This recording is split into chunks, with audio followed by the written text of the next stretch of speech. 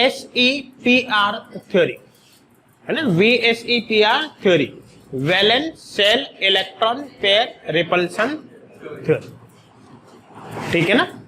देखो valence shell electron pair repulsion theory NET में 100% question आता है, ऐसा एक भी बार नहीं हुआ जब यहां से क्वेश्चन नहीं आया आज तक, ठीक है ना। 100% क्वेश्चन आता है, क्वेश्चन टफ नहीं होता, बहुत आसानी से सॉल्व भी हो जाता है, ठीक है ना। देखो VSEPR थ्योरी हमें शेप ऑफ मॉलिक्यूल के बारे में बताती है। ये किसके बारे में बताती है? Shape of molecule. देखो शेप ऑफ मॉलिक्यूल बोलो या फिर मॉलिक्यूलर ज्योमेट्री बोलो एक ही बात है, लेकिन ज्योमेट्री बोलो वो अलग चीज है। ध्यान देना मैंने क्या बोला, शेप ऑफ मॉलिक्यूल और मॉलिक्यूलर ज्योमेट्री एक ही होती है, लेकिन केवल ज्योमेट्री बोलो तो उसका मतलब क्या होता है? डिफरेंट होता है। समझ में आ रहा है ना। तो देखो ध्यान देना, सबसे पहले हम बात करते हैं कि VSEPR थ्योरी में किसके बारे में बताते हैं। देखो deals with the shape of molecule, shape of molecule. VSEPR theory में किसके बारे में बताती है? शेप ऑफ मॉलिक्यूल के बारे में बताती है। समझ में आ रहा है ना। देखो दो तरह के टर्म काम में लेते हैं। देखो एक तो होती है shape of molecule, shape of molecule, shape of molecule, या फिर इसका अपन मॉलिक्यूलर ज्योमेट्री भी बोल सकते हैं, मॉलिक्यूलर ज्योमेट्री, ज्योमेट्री। और देखो एक होती है केवल ज्योमेट्री। तो सबसे पहले तो हमें देखना है कि ज्योमेट्री और शेप ऑफ मॉलिक्यूल में डिफरेंस क्या है। समझ में आ रहा है ना। देखो ध्यान देना, जब हम मॉलिक्यूल की शेप के बारे में बात करते हैं तो शेप का मतलब होता है, देखो ध्यान देना मैं क्या बोल रहा हूं समझना। शेप ऑफ मॉलिक्यूल का मतलब होता है जो सराउंडिंग एटम के चारों ओर, सॉरी सेंट्रल एटम के चारों ओर सराउंडिंग एटम प्रेजेंट होते हैं, उनकी 3D के अंदर, स्पेस के अंदर पोजीशन क्या है, वो शेप ऑफ मॉलिक्यूल होती है। देखो shape of molecule is the position of surrounding atom around the central atom in space और 3D। 3D में सेंट्रल एटम के चारों ओर सराउंडिंग एटम की जो पोजीशन होती है वही उसकी शेप होगी। समझ में आ रहा है ना। तो देखो shape of molecule, shape of molecule, shape of molecule is the position of atoms, position of surrounding atoms, position of surrounding atoms around the central atom, around the central atom, around the central atom in space। Space बोल दो या फिर आप क्या बोल सकते हो? 3D बोल सकते हो। समझ में आ रहा है। तो कहने का मतलब ये शेप ऑफ मॉलिक्यूल का रिलेशन किससे होता है? पोजीशन ऑफ एटम से होता है। शेप ऑफ मॉलिक्यूल का रिलेशन किससे होता है? पोजीशन ऑफ एटम से होता है। मतलब shape of molecule, shape of molecule, molecule is associate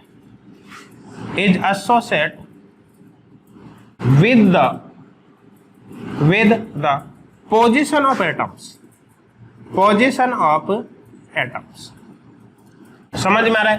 देखो पहले दोनों टर्म को क्लियर कर लेते हैं कि शेप ऑफ मॉलिक्यूल क्या है, ठीक है ना, शेप ऑफ मॉलिक्यूल क्या है और ज्योमेट्री क्या है। उसके बाद फिर अपन इनके एग्जांपल से देखेंगे, ठीक है ना। देखो दूसरा टर्म है geometry, geometry of molecule, geometry of molecule, या ज्योमेट्री लिखो। देखो ज्योमेट्री, देखो ज्योमेट्री से मतलब क्या है? देखो ज्योमेट्री में हम सेंट्रल एटम के चारों ओर एटम्स की पोजीशन नहीं देखते, बल्कि सेंट्रल एटम के चारों ओर इलेक्ट्रॉन पेयर की पोजीशन देखते हैं। सेंट्रल एटम के चारों ओर 3D में इलेक्ट्रॉन पेयर की पोजीशन क्या है वो ज्योमेट्री बताती है। समझ में आ रहा है ना। तो देखिए यहां पर लिख सकते हैं, देखो it is the position of electron pair. ध्यान देना, हमने इलेक्ट्रॉन पेयर लिखा है, इलेक्ट्रॉन पेयर में बॉन्ड पेयर और लोन पेयर दोनों आते हैं, ठीक है ना। It is the position of electron pair, lone pair and bond pair दोनों देखने। तो it is the position of electron pair around the central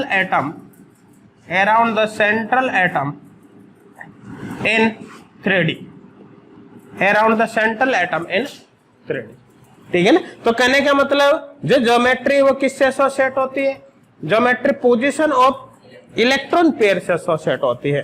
देखो that is geometry is associated with position of electron pair, किसी को कोई doubt है क्या? नहीं ना। तो देखो दोनों चीजें यहाँ पर, एक तो शेप ऑफ मॉलिक्यूल में हमें सेंट्रल एटम के चारों ओर एटम्स की पोजीशन देखनी, जबकि हम ज्योमेट्री की बात करेंगे तो ज्योमेट्री में सेंट्रल एटम के चारों ओर हमें इलेक्ट्रॉन पेयर की पोजीशन देखनी। इलेक्ट्रॉन पेयर में लोन पेयर और बॉन्ड पेयर दोनों ही आते हैं। समझ में आ रहा है इन सबको? अब देखो कुछ एग्जांपल से लेकर इसको समझते हैं। जैसे हम यहां पर सबसे पहले हम बात करें यहाँ पर CH4 मॉलिक्यूल की। देखो CH4 मॉलिक्यूल में हाइब्रिडाइजेशन sp3, अब हाइब्रिडाइजेशन निकालने में तो कोई दिक्कत होगी नहीं किसी को, नहीं ना। sp3 पर देखो sp3 हाइब्रिडाइजेशन है, इसमें सेंट्रल एटम पर कोई लोन पेयर है क्या? नहीं है। लोन पेयर कितना है भी? लोन पेयर 0 है। अब देखो समझना, CH4 में sp3 हाइब्रिडाइजेशन है, सेंट्रल एटम पे लोन पेयर 0 है, और इसकी जो शेप होती है वो होती है टेट्राहेड्रल। देखो यहाँ पर लिख देता हूं पहले, ये हाइड्रोजन, 4 हाइड्रोजन है ना, ये हाइड्रोजन और ये हाइड्रोजन, है ना। कैसे बनता है वो सब कुछ अपन बाद में देखेंगे। अभी केवल अपना टारगेट क्या है कि शेप और ज्योमेट्री में क्या डिफरेंस है दोनों में। देखो अगर मुझे इस CH4 मॉलिक्यूल की ज्योमेट्री देखनी है तो मैं केवल इलेक्ट्रॉन पेयर की पोजीशन देखूंगा, और यदि मुझे इसकी शेप देखनी है तो शेप के लिए मैं सेंट्रल एटम के चारों ओर सराउंडिंग एटम की पोजीशन देखूंगा। अभी मैं सबसे पहले बात कर लेता हूं इसकी शेप क्या होगी। शेप के लिए क्या करूंगा, सेंट्रल एटम के चारों ओर जो एटम्स प्रेजेंट है उनकी पोजीशन को मार्क कर दूं। तो देखो सेंट्रल एटम के चारों ओर 4 हाइड्रोजन एटम, इनको मार्क कर देता हूं, इनकी पोजीशन को मार्क कर देता हूं। पोजीशन को मार्क करते देखो यहाँ पर ये बनेगा, ये समझ में आ रहा है ना? किसी को डाउट है क्या? तो जैसे पोजीशन को मार्क करोगे, मार्क करते ये बन गया, ये शेप टेट्राहेड्रल है। समझ में आ रहा है ना? देखो ये केस हो गया यहाँ पर, ये इस तरह का, देखो ये इसके चारों ओर मैं 4 एटम्स यहां पर जोड़ देता हूं। ये यहां पर अपन ने 4 एटम, ये सारे एटम को आप अलग अलग मत समझना, सभी को अपन ने आइडेंटिकल मान लिया, ठीक है ना। तो देखो हमने क्या किया, ये जितने भी सराउंडिंग एटम है ना इन सभी को मिला दिया मतलब इसको इससे हो गया ना, इन तीनों को मिला दिया, और इन सभी को ऊपर वाले एटम से भी हमने मिला दिया। अब देखो यहां पर क्या होगा, ध्यान देना, इन 3 को मिलाने पर ये यहां पर एक पेस बनता है, ये बन रहा है ना, ठीक है। इन 3 को मिलाने पर ये दूसरा पेस बन गया, इन 3 को मिलाने पर तीसरा पेस बन गया, यहां पर ये बन रहा है। इसी तरह से देखो यहां पर इन 3 को मिलाने से पेस बन रहा है, नहीं बन रहा। तो देखो 1 नीचे का 1, ये 2, ये 3, ये 4, 4 पेस यहां पर बन जाएंगे, इसलिए इसको क्या बोला, टेट्राहेड्रल। कोई डाउट है किसी को? नहीं ना, ये टेट्राहेड्रल हो गया। टेट्राहेड्रल शेप के लिए हमने एटम्स की पोजीशन देखी है, सेंट्रल एटम के चारों ओर एटम्स की पोजीशन को मिलाते ही जो भी शेप निकल के आएगी वही उसकी शेप होगी। तो ये हो गया शेप क्या हो गई, टेट्राहेड्रल। समझ में आ रहा है? अब देखो अगर मुझे इसी CH4 मॉलिक्यूल की ज्योमेट्री देखनी है तो ज्योमेट्री के लिए मैं एटम्स की पोजीशन नहीं देखूंगा, बल्कि किसकी देखूंगा, इलेक्ट्रॉन पेयर की पोजीशन। तो देखो यहां पर ये CH4 मैंने बना दिया वापस, ये CH4। समझ में आ रहा है इन सबको ये? ठीक है। लेकिन अब मुझे इसकी क्या देखनी है, ज्योमेट्री के लिए क्या देखोगे, सेंट्रल एटम के चारों ओर इलेक्ट्रॉन पेयर की पोजीशन। देखो ध्यान देना, इस बॉन्ड में जो इलेक्ट्रॉन पेयर है वो ये हो गया, इस बॉन्ड में भी इलेक्ट्रॉन पेयर है, ये कर दिया, इस बॉन्ड में भी इलेक्ट्रॉन पेयर है, ये हो गया, इसमें भी है, ये हो गया। इलेक्ट्रॉन पेयर बॉन्ड पेयर भी हो सकता है, लोन पेयर भी हो सकता है, दोनों ही केस हो सकते हैं। देखो सबसे पहले मैं इसको मिला देता हूं, समझ में आ रहा है? देखो इसको मिलाने पर देखो यहाँ पर ये क्या बनाई, पहले वाला ही तो केस हो गया, टेट्राहेड्रल हो गया ना। देखो ये इसको मिला दिया, इसको मिला रखा है, ये समझ में आ रहा है ना। और ये देखो यही हो गया बिल्कुल से। तो इसका मतलब है CH4 मॉलिक्यूल की ज्योमेट्री भी टेट्राहेड्रल है। तो ज्योमेट्री क्या हो गई, ज्योमेट्री ये हो गए टेट्राहेड्रल, टेट्राहेड्रल ज्योमेट्री हो गई टेट्राहेड्रल। समझ में आ रहा है सबको? किसी को कोई डाउट है क्या? देखो CH4 मॉलिक्यूल के केस में लोन पेयर कितने हैं? लोन पेयर 0 है। कोई लोन पेयर है क्या यहाँ पर? नहीं है। सभी सराउंडिंग एटम, सभी जितने भी इलेक्ट्रॉन प्रेजेंट है सेंट्रल एटम के चारों ओर, वो किस फॉर्म में प्रेजेंट है? बॉन्ड पेयर की फॉर्म में प्रेजेंट है। मतलब एक भी लोन पेयर प्रेजेंट नहीं है। ठीक है ना। तो देखो यहाँ पर क्या हो रहा है, ऑल इलेक्ट्रॉन्स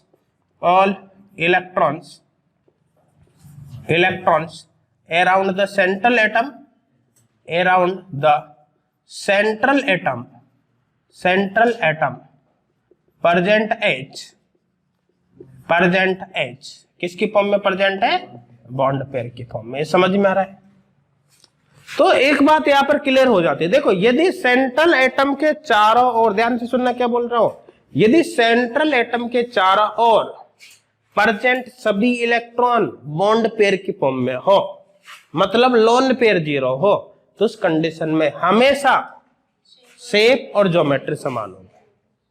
तो कभी भी आपको लगे सेंट्रल एटम पे कोई लोन पेयर नहीं है, मतलब सेंट्रल एटम पर प्रेजेंट सभी इलेक्ट्रॉन बॉन्ड पेयर की फॉर्म में हो, तो इसका मतलब उसकी ज्योमेट्री और शेप क्या होगी? सेम होगी। समझ में आ रहा है ना? Lone pair 0, all electron present H, all electron around the central atom present H bond pair, then देखो इस कंडीशन में क्या होगी? Shape equal geometry. ऐसे लिख दो ना डायरेक्ट, शेप और ज्योमेट्री क्या होगी? समान होगी। कोई डाउट है क्या? नहीं है ना। अब देखो नेक्स्ट केस देखते हैं। जैसे सपोज करो हम यहां पर NH3 की बात करें, NH3 की, देखो ये NH3 के केस में भाई नाइट्रोजन का हाइब्रिडाइजेशन तो sp3 है, लेकिन इस पे लोन पेयर भी आ रहा है। एक अब कैसे आता है वो सब अपन देख चुके हैं हाइब्रिडाइजेशन में। समझ में आ रहा है ना। अब देखो सबसे पहले मुझे इसकी शेप देखनी है। शेप के लिए क्या करेंगे, जो एटम्स है उसकी पोजीशन को मार्क कर दे, एटम्स की पोजीशन को। तो देखो क्या होगा, समझना। देखो इन हाइड्रोजन एटम को मैं मिला देता हूं, ये देखो यहां पर नाइट्रोजन पे एक लोन पेयर है ना।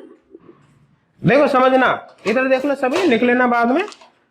ये हो गया केस CH4 का। CH में कार्बन पर 4 हाइड्रोजन प्रेजेंट है CH4 में, लेकिन क्या किया अमोनिया के केस में, ये बीच में तो नाइट्रोजन हो गया। अब नाइट्रोजन पर एक लोन पेयर प्रेजेंट है, मतलब यहाँ पर हाइड्रोजन नहीं बल्कि यहाँ पर लोन पेयर है।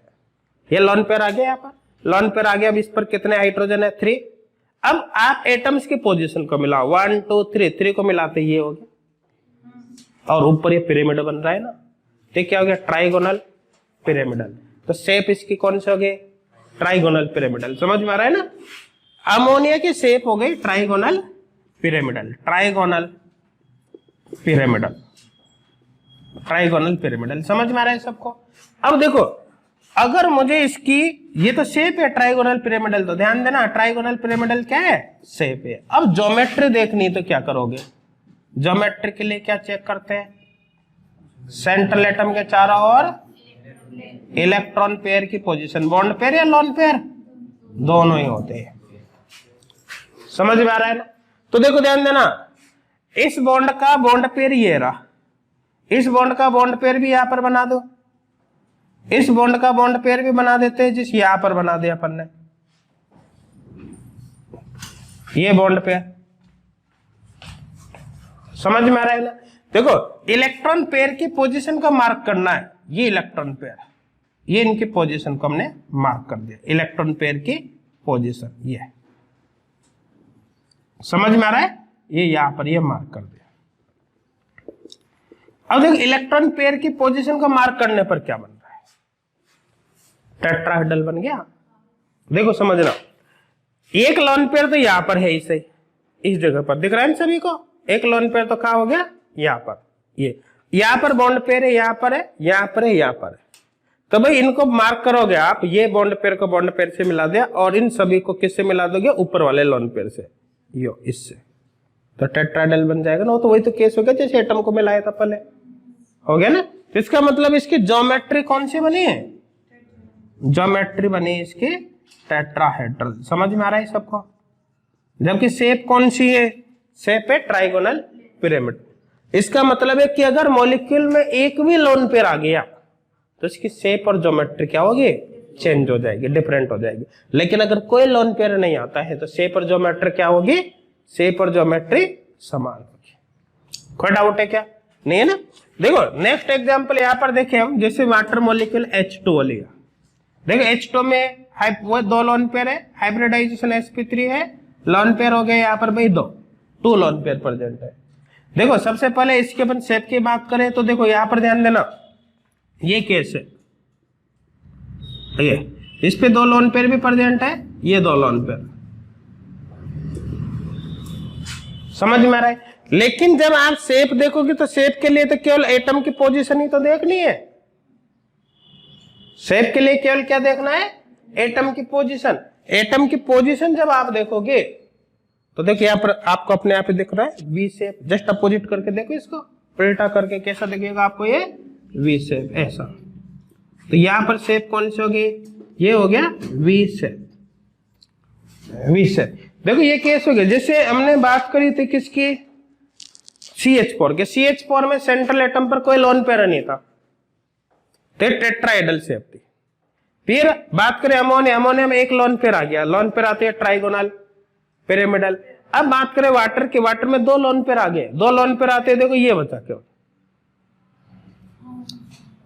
समझ में आ रहा है। तो इसकी शेप कौन सी हो गई, वी शेप हो गई।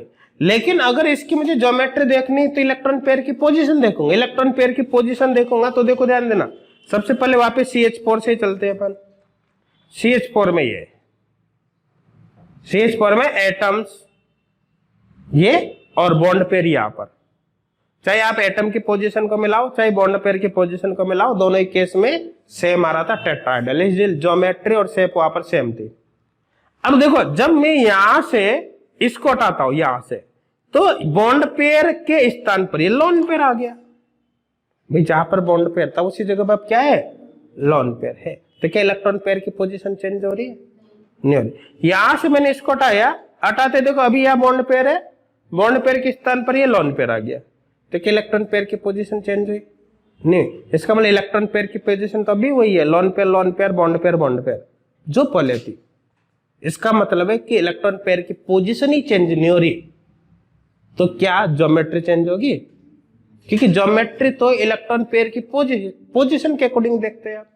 तो जब ये CH4 था, उस केस में इलेक्ट्रॉन पेयर की पोजीशन को मिलाने पर टेट्राहेड्रल बन रहा है, तब भी इलेक्ट्रॉन पेयर की पोजीशन वही है, तब भी क्या बनेगा, टेट्राहेड्रल बनेगा।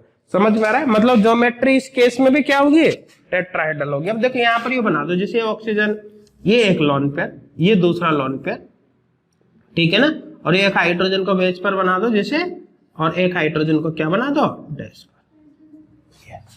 आपको ज्योमेट्री देखनी है तो किसको मिलाओगे, लोन पेयर की पोजीशन और बॉन्ड पेयर की पोजीशन। देखो ये बॉन्ड पेयर, इसके ये बॉन्ड पेयर, वो समझ में आ रहा है, थोड़ा सही बना देता हूं इसको, ये इसको आपको मिलाना है। देखो इसको मिलाते ये होगा, यहां से यहां से यहां पर, यहां से यहां पर, यहां से यहां पर, ठीक है ना, और यहां से इसको आपने ये मिला दिया। तो देखो ज्योमेट्री अब भी कौन सी है, टेट्राहेड्रल है। ज्योमेट्री इक्वल टेट्राहेड्रल है, टेट्राहेड्रल। किसी को कोई डाउट है क्या, नहीं समझ में आ रहा है ना। तो मेरे हिसाब से क्लियर हो गया होगा। जब भी आप ज्योमेट्री देखोगे तो लोन पेयर की पोजीशन देखनी, so lone pair plus bond pair मतलब इलेक्ट्रॉन पेयर की, और जब आप शेप देखोगे तो किसकी पोजीशन देखनी है, एटम की पोजीशन देखनी। एक बात ध्यान देना कि यहाँ पर हाइब्रिडाइजेशन कौन सा है, sp3, यहाँ पर कौन सा sp3, यहाँ पर कौन सा sp3, देखो ज्योमेट्री तीनों ही केस में टेट्राहेड्रल आ रही नहीं आ रही? तो सीधा सीधा कॉन्सेप्ट है कि ज्योमेट्री के लिए आपको सब देखने की जरूरत नहीं, केवल हाइब्रिडाइजेशन से ही पता चल गया। sp3 हाइब्रिडाइजेशन है, मतलब ज्योमेट्री फिक्स हो गए, टेट्राहेड्रल होगा। समझ में आ रहा है? sp2 हाइब्रिडाइजेशन में ट्राइगोनल प्लेनर बताया था, इसका बोले sp2 आ गया तो ज्योमेट्री ट्राइगोनल प्लेनर होगी, sp आ गया तो ज्योमेट्री लीनियर होगी, sp3d आ गया तो ज्योमेट्री ट्राइगोनल बाइपिरामिडल होगी। समझ में आ रहा है? sp3d2 आ गया तो ज्योमेट्री ऑक्टाहेड्रल होगी, sp3d3 आ गया तो ज्योमेट्री पेंटागोनल बाइपिरामिडल होगी। मतलब ज्योमेट्री के लिए आपको कुछ देखने की आवश्यकता नहीं, हाइब्रिडाइजेशन आपको पता चल गया, मतलब ज्योमेट्री पता चल गई। शेप चेंज होगी, क्यों? क्योंकि लोन पेयर आते ही शेप और ज्योमेट्री क्या हो जाती है? डिफरेंट हो जाती है। शेप जैसे हमने देखा कि टेट्राहेड्रल के केस में, sp3 के केस में जब एक भी लोन पेयर नहीं होगा तो शेप और ज्योमेट्री सेम है, टेट्राहेड्रल। वन लोन पेयर आते शेप तो चेंज हो गई, टेट्राहेड्रल से ट्राइगोनल पिरामिडल, लेकिन ज्योमेट्री अब भी वही है। टू लोन पेयर आते शेप फिर चेंज हो गई, वी शेप, लेकिन ज्योमेट्री अब भी वही। तो शेप के लिए आपको लोन पेयर देखना पड़ेगा कितने हैं, उसके अकॉर्डिंग डिसाइड होगा। लेकिन जब ज्योमेट्री की हम बात करेंगे तो ज्योमेट्री तो केवल हाइब्रिडाइजेशन से ही आपको पता चल जाएगी कि क्या होगा। तो दोनों में डिफरेंस समझ में आ गया होगा? कोई डाउट है क्या किसी को? नहीं, ये कर ले, सबने नोट कर रखे ना। देखो अब देखो, जो VSEPR थ्योरी है, VSEPR थ्योरी में अपन पोस्टुलेट देखने हैं। इसके कौन कौन से पोस्टुलेट है? देखो हेडिंग डालना, postulates of VSEPR theory, postulates of VSEPR theory. देखो समझना, इधर देख लो, बाद में लिख लेना। देखो VSEPR थ्योरी के केस में हम टोटल मिलाकर 5 पोस्टुलेट्स की बात करेंगे। टोटल कितने पोस्टुलेट है? 5। देखो एक तो केस है जिसके अंदर सेंट्रल एटम के चारों ओर केवल बॉन्ड पेयर हो, मतलब कोई लोन पेयर हो ही नहीं। यदि सेंट्रल एटम के चारों ओर प्रेजेंट सभी इलेक्ट्रॉन बॉन्ड पेयर की फॉर्म में प्रेजेंट है, मतलब कोई लोन पेयर नहीं है, तो उस केस में शेप रेगुलर होती है, आइडियल होती है। समझ में आ रहा है ना? शेप कौन सी होती है? रेगुलर या आइडियल। हालांकि आइडियल तब अपन काम में लेते हैं जब सराउंडिंग एटम भी सेम हो। अगर सराउंडिंग एटम डिफरेंट हो तो थोड़ा बहुत डिस्टॉर्शन आ जाता है इसमें। लेकिन शेप जनरली क्या होती है? जब सेंट्रल एटम के चारों ओर के प्रेजेंट सभी इलेक्ट्रॉन बॉन्ड पेयर की फॉर्म में हो तो शेप बेसिकली आइडियल होती है। ठीक है। दूसरा, अगर सेंट्रल एटम के चारों ओर प्रेजेंट इलेक्ट्रॉन में कुछ बॉन्ड पेयर है, कुछ लोन पेयर है, तो शेप डिस्टॉर्टेड हो जाएगी। समझ में आ रहा है? ठीक है ना? तो फर्स्ट और सेकंड जो पोस्टुलेट है वो हमें इंफॉर्मेशन देते हैं किसकी? मॉलिक्यूल के शेप के बारे में। अब हम थर्ड पोस्टुलेट की बात करें। थर्ड पोस्टुलेट में हम बॉन्ड एंगल के बारे में देखते हैं। ठीक है ना? VSEPR थ्योरी से हमें पता लग जाता है कि किस मॉलिक्यूल में बॉन्ड एंगल ज्यादा है, किस में कम है। समझ में आ रहा है? इसी तरह से 2 पोस्टुलेट और होते हैं, ठीक है ना, जो भी काफी इंपॉर्टेंट होते हैं, उनको अपन साथ में देखेंगे। यहां तक किसी को कोई डाउट है क्या? नहीं ना? देखो सबसे पहले हम बात करते हैं पोस्टुलेट फर्स्ट।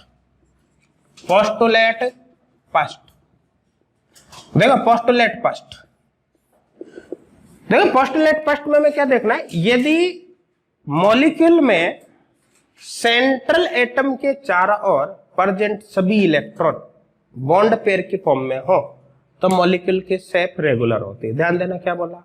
यदि सेंट्रल एटम के चारों ओर प्रेजेंट सभी इलेक्ट्रॉन किस फॉर्म में हो?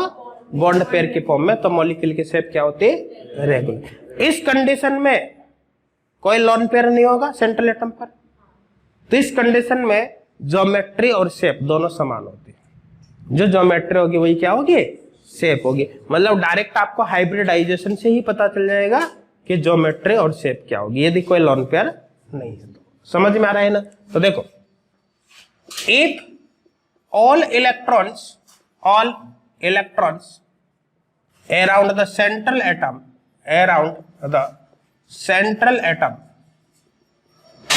if all electrons around the central atom present bond pair of electron, then shape of molecule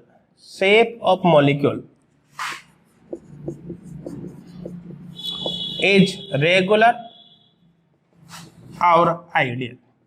shape of molecule क्या होगी, या तो रेगुलर होगी या फिर आइडियल है ना, एक ही बात होती है, रेगुलर बोलो या आइडियल। ये लिख रखा है सबने, कर रखा है नहीं, चला ठीक है ना। देखो समझना आप इसमें, देखिए यहां पर अपन केस बनाते हैं, जैसे सेंट्रल एटम के चारों ओर अभी कोई लोन पेयर नहीं है, सारे के सारे इलेक्ट्रॉन बॉन्ड पेयर के फॉर्म में, मतलब लोन पेयर कितने हो गए, lone pair equal 0, all electron किस फॉर्म में प्रेजेंट है, बॉन्ड पेयर की फॉर्म में। देखो ऑल इलेक्ट्रॉन्स प्रेजेंट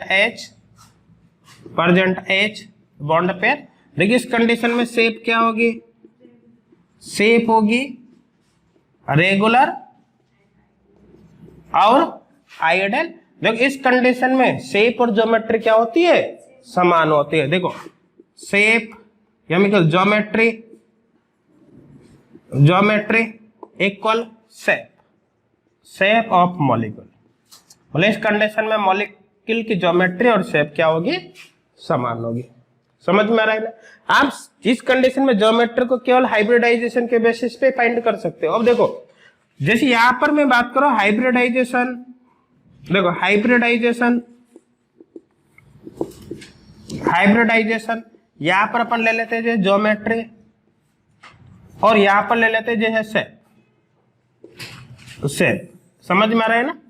देखो हाइब्रिडाइजेशन जैसे हमने लिया एसपी हाइब्रिडाइजेशन का केस है तो भाई ज्योमेट्री होगी लीनियर और शेप भी कौन सी होगी, लीनियर, क्योंकि अभी तो वो केस ले रहे हैं जिसमें कोई लोन पेयर नहीं है।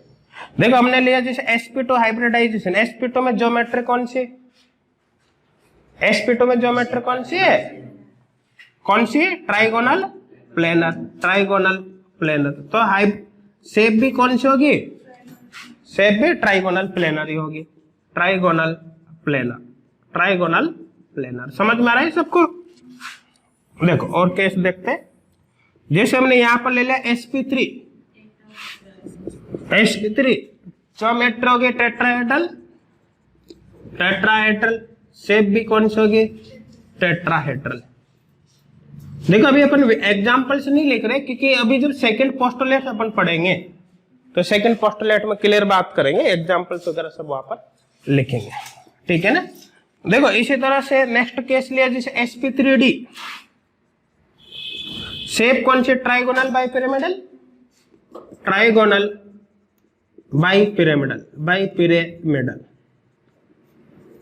और देखो ये ज्योमेट्री होगी ट्राइगोनल बाइपिरामिडल, शेप भी क्या होगी, शेप भी बिल्कुल सेम है, ट्राइगोनल, आप पूरा लिख लेना, ट्राइगोनल बाइपिरामिडल है ना। ज्योमेट्री ट्राइगोनल बाइपिरामिडल है और शेप भी ट्राइगोनल बाइपिरामिडल है।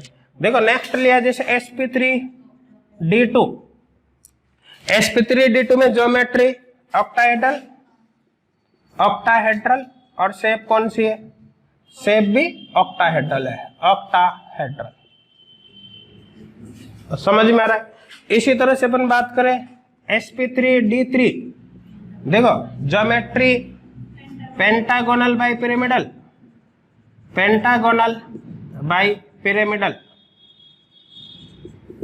और शेप भी होगी पेंटागोनल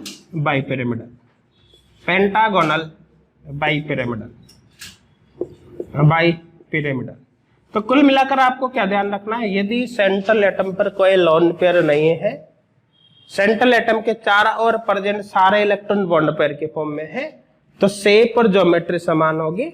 ज्योमेट्री आपको डायरेक्टली हाइब्रिडाइजेशन से पता चलेगी, sp पर लीनियर, sp2 पर ट्राइगोनल प्लेनर, sp3 पर टेट्राहेड्रल, sp3d पर ट्राइगोनल बाइपिरामिडल, इसी तरह से sp3d2 पर ऑक्टाहेड्रल, sp3d3 पर पेंटागोनल बाइपिरामिडल।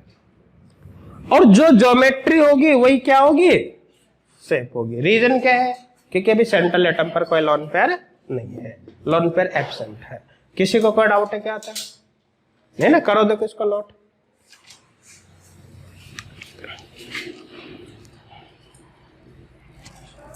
हो गया, कर ले सबने,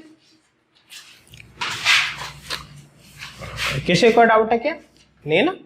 अब देख इसके बाद जो नेक्स्ट पोस्टुलेट है, पोस्टुलेट सेकंड। देखो पोस्टुलेट सेकंड में अब क्या होगा कि बॉन्ड पेयर के स्थान पर कुछ लोन पेयर आ जाएंगे।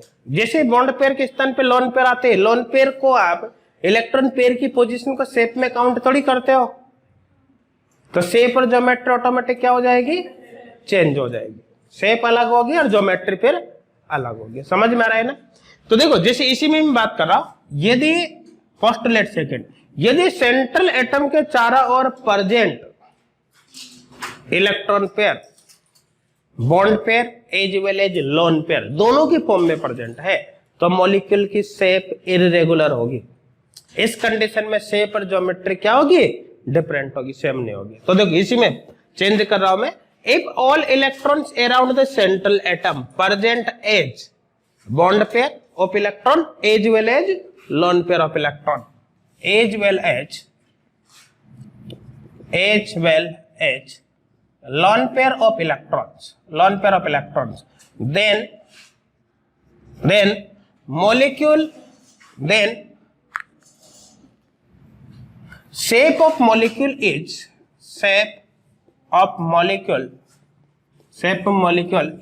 irregular। देख irregular बोल दो या फिर क्या बोलोगे, distorted, irregular और distorted। समझ में आ रहा है सबको। Shape of molecule is irregular और डिस्टॉर्टेड। देखो इस केस में लोन पेयर जीरो नहीं है, क्योंकि सेंट्रल एटम के चारों ओर के इलेक्ट्रॉन लोन पेयर और बॉन्ड पेयर दोनों के फॉर्म में प्रेजेंट है, तो यहाँ पर lone pair not equal zero होगा। समझ में आ रहा है ना, ठीक है ना। तो देखो ध्यान देना, इस कंडीशन में शेप चेंज हो जाएगी। अब शेप कौन सी होगी, इरेगुलर। देखो शेप यहाँ पर होगी इरेगुलर और डिस्टॉर्टेड। कहने का मतलब ये हुआ कि ज्योमेट्री और शेप दोनों अलग अलग होगी, ठीक है ना। तो देखो geometry and shape are different. यहां पर ज्योमेट्री और शेप क्या होगी, डिफरेंट होगी। किसी को कोई डाउट है क्या, नहीं ना। अब देखो ध्यान देना, इसमें पोस्टुलेट सेकंड में अपन अलग अलग केस बना लेते हैं, यहां पर अलग अलग केस बना लेते हैं। देखो इसमें एक बात और ध्यान देना, देखो जो रिपल्सन होता है, रिपल्सन देखो सबसे ज्यादा रिपल्सन होता है लोन पेयर में, लोन पेयर उससे कम रिपल्सन होता है लोन पेयर बॉन्ड पेयर में, उससे कम रिपल्सन बॉन्ड पेयर में होता है। देखिए समझो आप इसको, जैसे ये केस लिया हमने, देखो अभी देखो इसमें जो इलेक्ट्रॉन है सेंट्रल एटम के चारों ओर किस फॉर्म में, बॉन्ड पेयर की फॉर्म में। तो यहां पर इन बॉन्ड पेयर देखो बॉन्ड पेयर भी इलेक्ट्रॉन है, लोन पेयर में भी इलेक्ट्रॉन है, तो इलेक्ट्रॉन नेगेटिव चार्ज आ रहा है, तो इनके बीच रिपल्सन होगा नहीं होगा, होगा ना। तो एक तो इलेक्ट्रॉन बॉन्ड पेयर का है, जिनके बीच जो रिपल्सन है तो हो गया बॉन्ड पेयर रिपल्सन, ये वाला। अब देखो दूसरा केस, मान लो कि यहाँ पर बॉन्ड पेयर नहीं बल्कि यहाँ लोन पेयर है, तो ये lone pair bond pair repulsion है।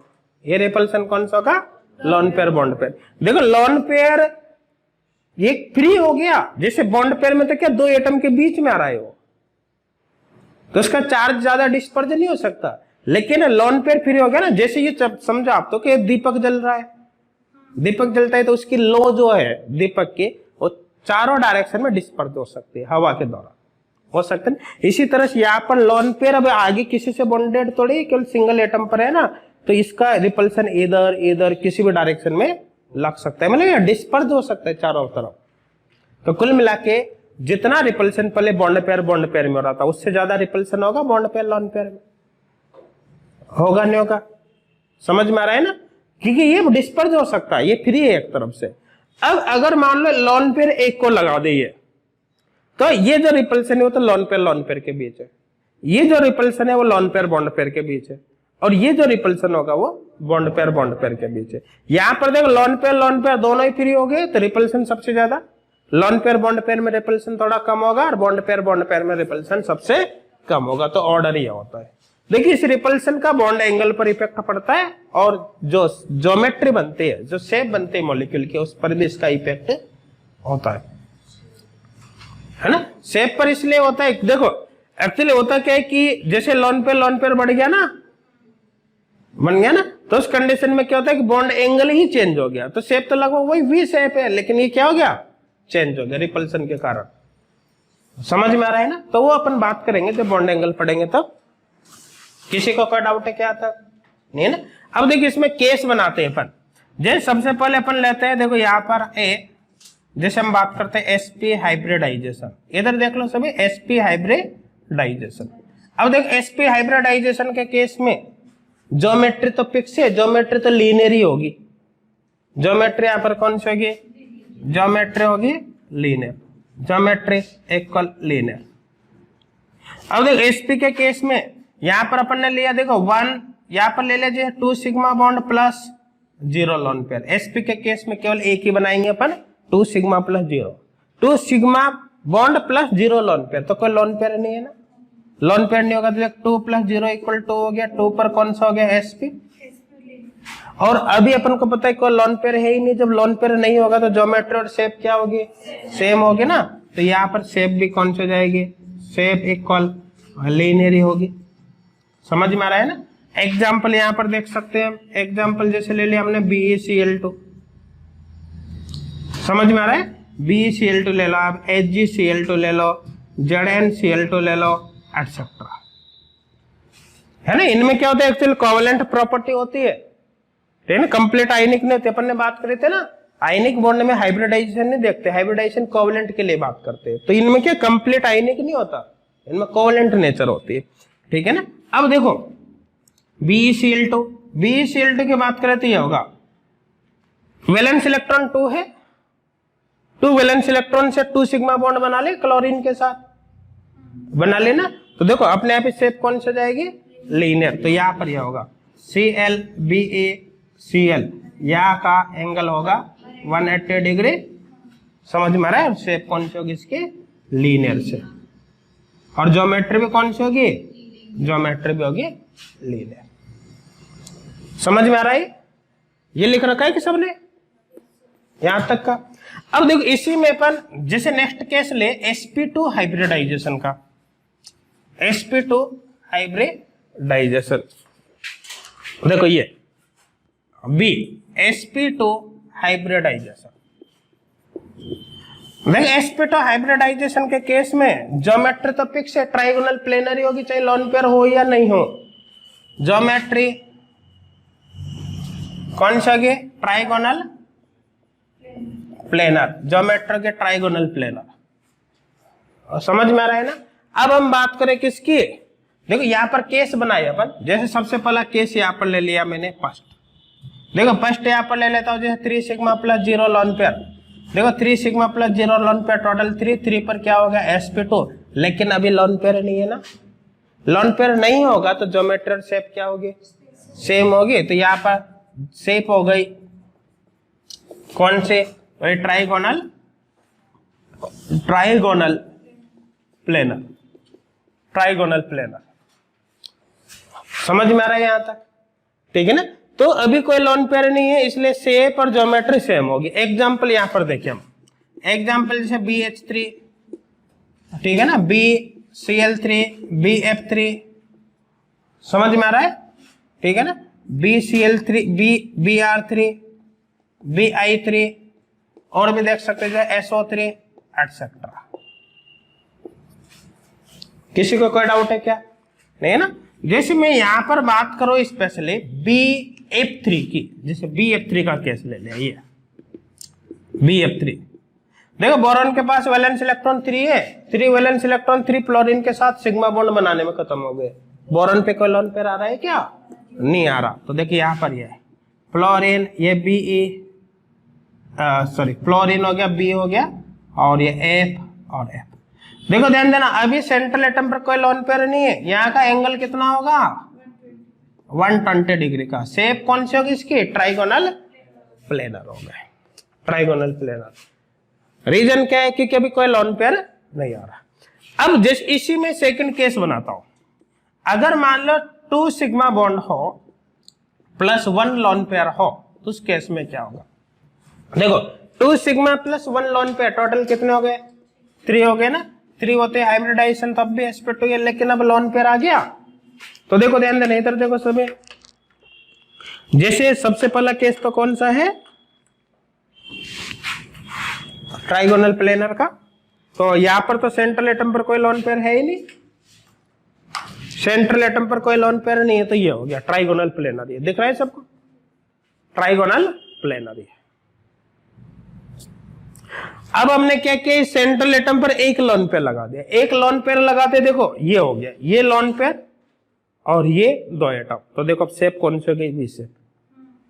लेकिन ज्योमेट्री तब भी ट्राइगोनल प्लेनर होगी, क्योंकि आपको इलेक्ट्रॉन पेयर की पोजीशन देखना है, यहाँ पर है, यहाँ पर है, यहाँ पर, यहाँ पर लोन पेयर आ गया। तो ज्योमेट्री अब भी कौन सी है, ट्राइगोनल प्लेनर। लेकिन शेप कौन सी हो गई अब, वी शेप। तो यहाँ पर शेप हो गई वी शेप। देखिए होगा वी शेप। वी शेप बोल दो या फिर इसको आप बेंट शेप भी बोल सकते हो, बेंट शेप है ना, एंगुलर भी बोल सकते हो, एंगुलर शेप। समझ में आ रहा है, हाँ लिख लो ना, एंगुलर शेप, एंगुलर शेप। किसी को कोई डाउट है क्या, नहीं है ना। तो देखो यहां पर इस तरह, जैसे एग्जांपल देखे हम बात कर सकते हैं यहाँ पर SO2, समझ में आ रहा है ना। यहाँ पर ले सकते हैं SnCl2, PbCl2, समझ में आ रहा है, एटसेट्रा। ये यहाँ पर अपन ले सकते हैं, ठीक है ना। जैसे हम बात करें SnCl2 ले ले, SnCl2 देखो, SnCl2 में देखो टिन कौन सी फैमिली का है, कार्बन फैमिली। कार्बन फैमिली में वैलेंस इलेक्ट्रॉन 4 वैलेंस इलेक्ट्रॉन में 2 तो क्लोरीन के साथ सिंगल बॉन्ड बनाने में गए, बचे कितने, 2 का मतलब 1 लोन पेयर। तो यहाँ पर ये होगा ना Sn, ये लोन पेयर और 2 Cl। देखो इसको अपोजिट भी लिख सकते हैं, यू Sn ये लोन पेयर और 2 Cl। तो देखो शेप भी शेप हो रहा है, नहीं हो रहा, जबकि ज्योमेट्री तो अब भी कौन सी होगी, ट्राइगोनल प्लेन। करने का मतलब sp2 आ गया तो भाई ज्योमेट्री फिक्स है, ट्राइगोनल प्लेनर ही होगी, बस शेप चेंज हो गया। तो यहाँ पर लोन पेयर आ गया, अब शेप वी शेप है, लेकिन ज्योमेट्री तब भी क्या होगी, वही ट्राइगोनल प्लेनर ही होगी। तो देखो शेप हो गई यहाँ पर वी शेप। किसी को कोई डाउट है क्या। तो sp2 के केस में 2 केस बना ले अपन ने, कौन कौन से, एक में तो कोई लोन पेयर नहीं है और एक में लोन पेयर कितना आ रहा है, 1 लोन पेयर आ रहा है। ये समझ में आ रहा है, ये कर रखा है सबने, ऊपर वाला कर लिया सबने। देखो देखो अब नेक्स्ट देखते हैं इसमें sp3 hybridisation, sp3 hybridisation, sp3 hybridisation.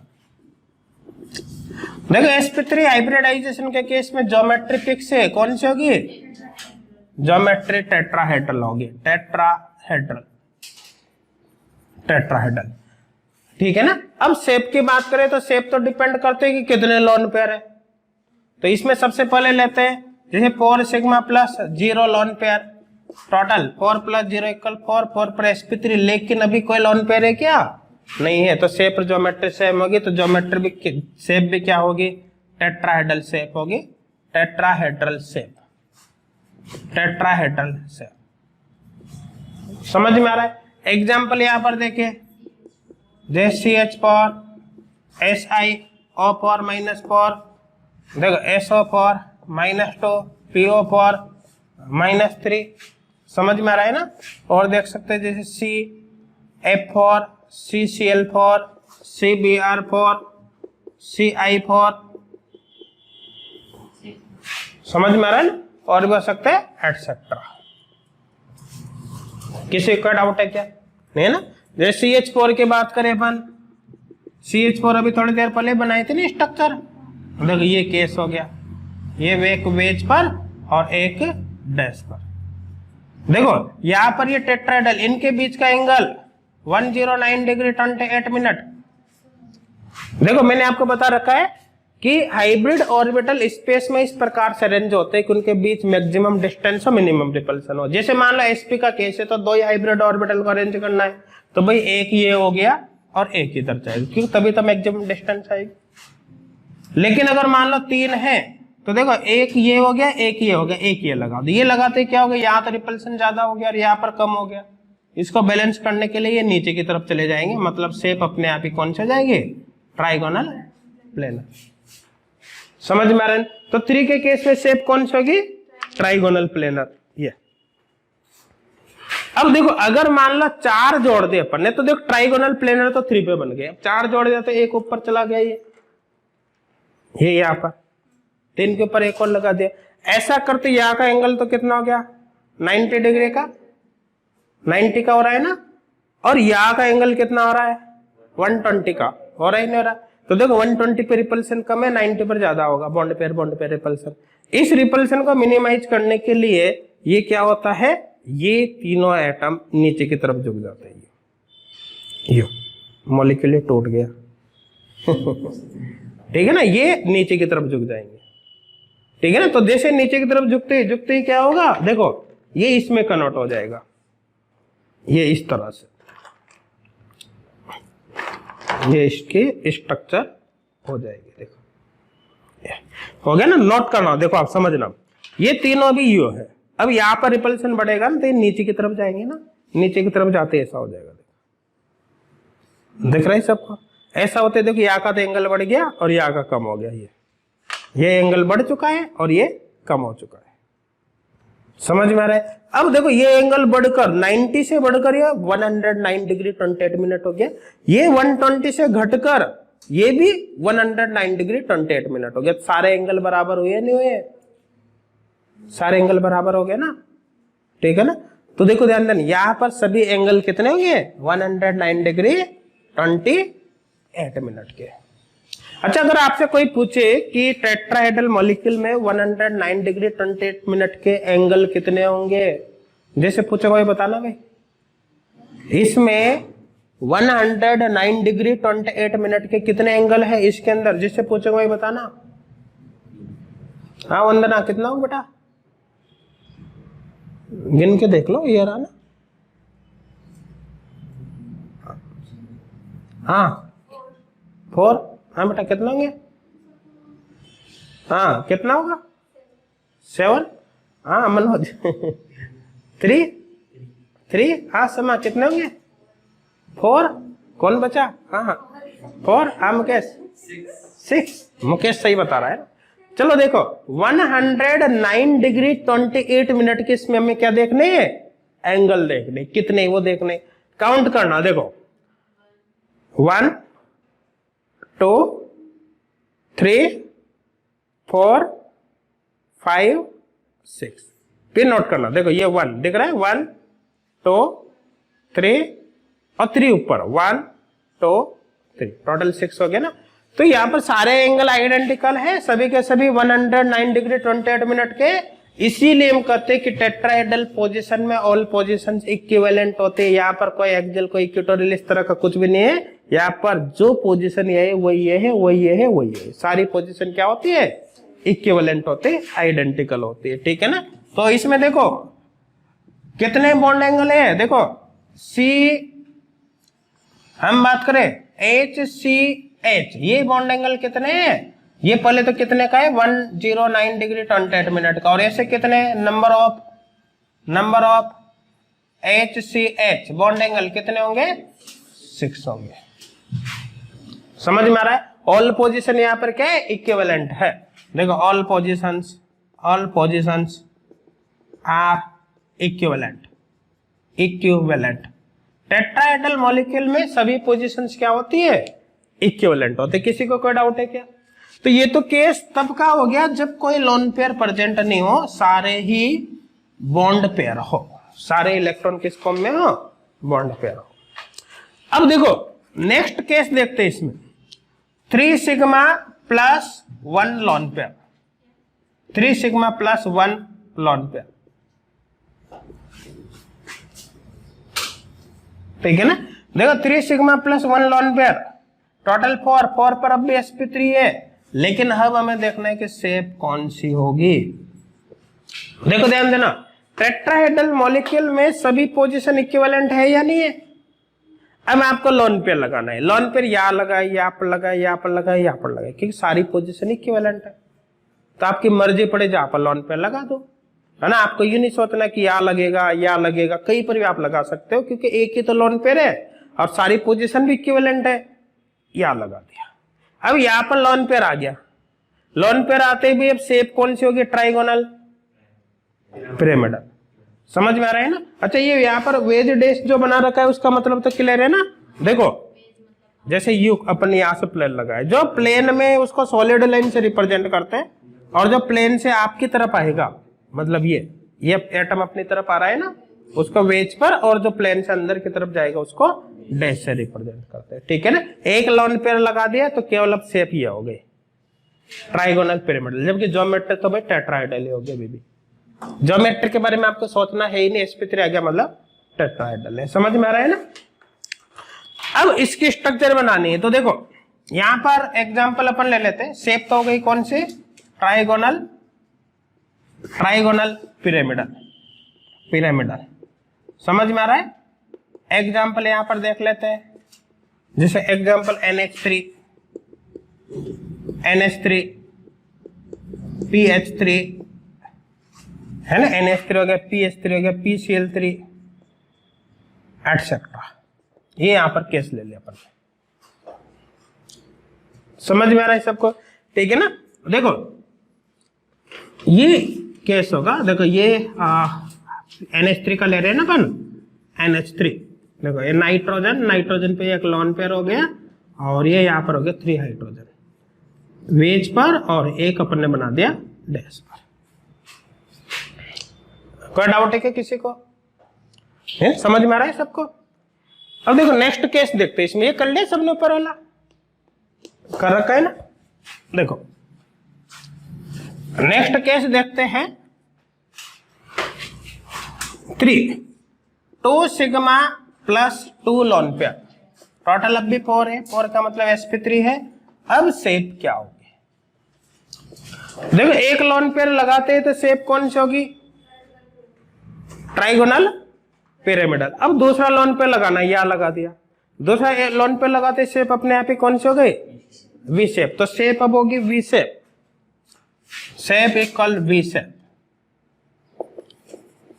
V shape.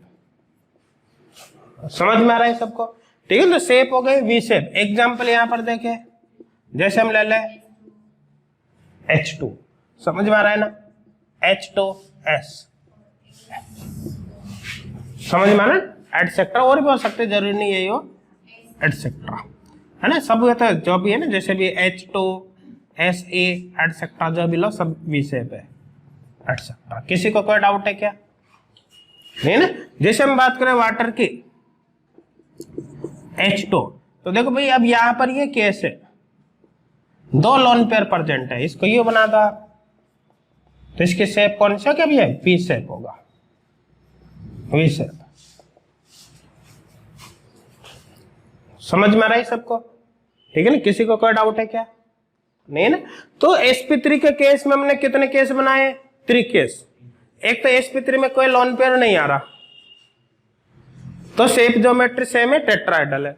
sp3 में एक लोन पेयर है, 3 सिग्मा आ गया, तब शेप कौन सी होगी, शेप ट्राइगोनल पिरामिडल, जबकि ज्योमेट्री भी टेट्राहेड्रल होगी। और एक केस और बनाते हैं जिसमें 2 लोन पेयर प्लस 2 सिग्मा है, वहां पर ज्योमेट्री तब भी टेट्राहेड्रल है, लेकिन शेप अब चेंज होगी, शेप है वी शेप होगी। किसी को कोई डाउट है क्या, नहीं ना। देखो नेक्स्ट केस sp3d, ध्यान देना, sp3d, sp3d2 और sp3d3, इनमें कौन कौन से केस बनेंगे ना, कल करते हैं इनको, ठीक है ना।